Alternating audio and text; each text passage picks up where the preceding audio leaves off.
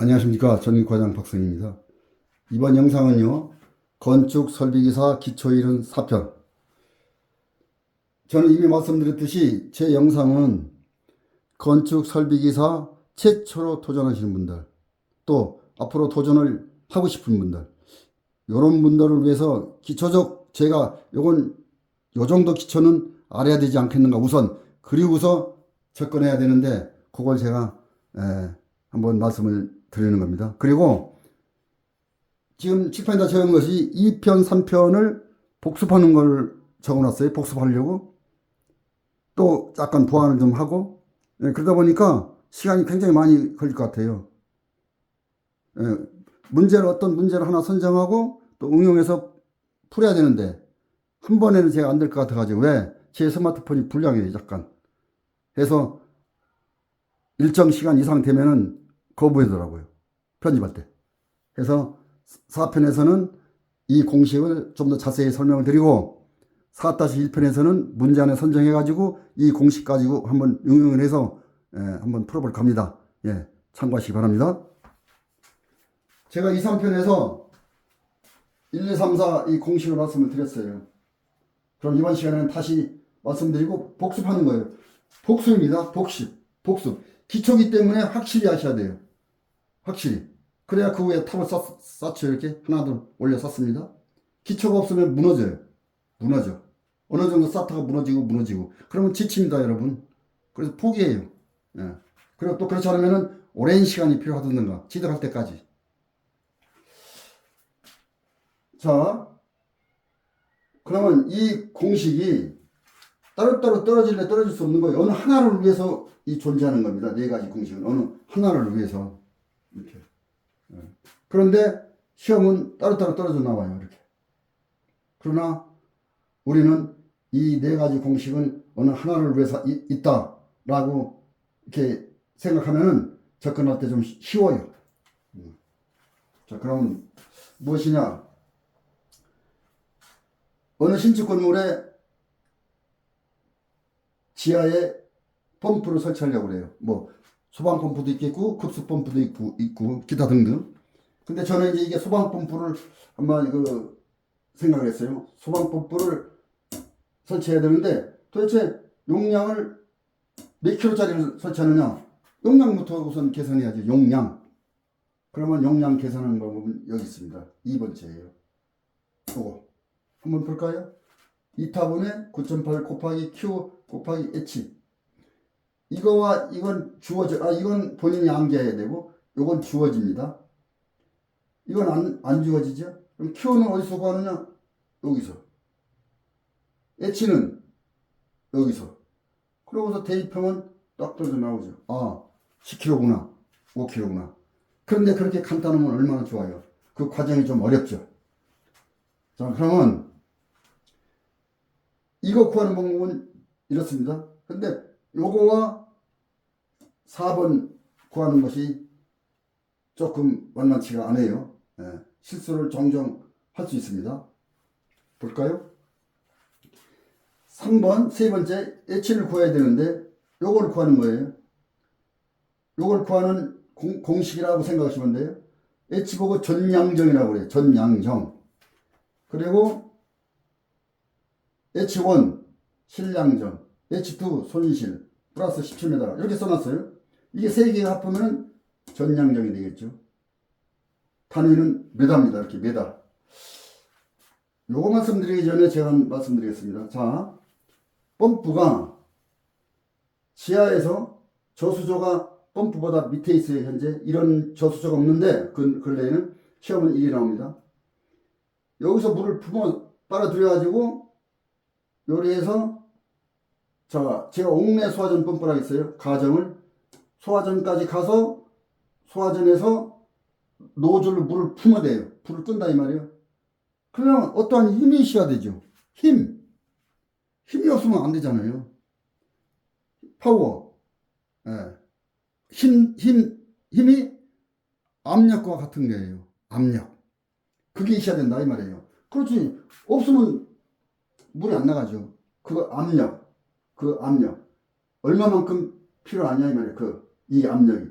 그 압력을 메타로 이렇게 환산하는 겁니다. 이게 그 압력을 전양정이라 그러는데 전압력이라고 하는 거예요. 사실 그게 물을 여기서 빨아들여서 옥내소원까지 품어낼 때 그 힘이 있어야 되는데 그 힘을 전양정으로 표시했다 이 말이에요. 타는 메다로, 메타로 그 뜻입니다. 그게 원래 힘이기 때문에 압력이기 때문에 압력 단위를 써야 되죠. 예를 들어서 파스칼이라든지 이런 킬로파스칼이라든지 이런 거 써야 되는데 그 압력 단위를 메다로 환산해서 다 해낸 겁니다. 그래서 그것을 전양정이라고 그래요. 그것을 구하기 위해서는 이제 실량정을 우선 구해라. 실량정은 간단합니다. 최고층에서 저수조 여기까지. 저수조 바닥이 아닙니다. 요 물 있는데 이렇게 펌프에서 3m라고 여기서 여기까지 60이라면 63이네요. 실량정이야. 실량정이 63입니다. 써볼까요? 63 메타. 그 다음에 손실. 이게 또 무슨 얘기냐? 손실이라는 것은 물이 여기서 올라갑니다. 올라가는 과정에서 많은 저항이 부딪혀요. 밸브라든지 엘보 같은데 꺾어진데 이런데 엘보 이런 꺾어진데 또 밸브가 많이 있어요. 무슨 밸브, 체크 밸브, 게이트 밸브 등등 많이 있어요. 그거 저항 또는 관이 안이 내부가 매끄러우면 좀 순조로운데 거칠거나 그러면 또 저항이 또 심해. 그런 걸 계산해야 돼 전부 다. 그 물이 올라갈 때 그것도 전부 다 부담이 되는 거니까. 그것까지 그것이 손실이에요. 손실. 자, 그러면 실량정은 이렇게 직선 다 주어집니다. 근데 손실은 어디서 구느냐? 요 공식을 이용해서 구하는 겁니다. H2는 요 공식. 이게 그 유명한 달시 바이어라는 건데 이런 사람이 한 명이에요. 달시 바이어 사람 이름 같아요. 바이어, 달시 바이어. 두 사람인가 한 사람인가 모르겠습니다. 어쨌든 이 공식을 이용해서 이걸 구하는 겁니다. 그러면 그 다음에 이거 두 개 구했어요. 어쨌든 17은 뭐냐면은 저게 정해진 거예요. 옥내 소화전 노즐은 나가는 힘은 정해져 있어요. 17m로 해라 이렇게.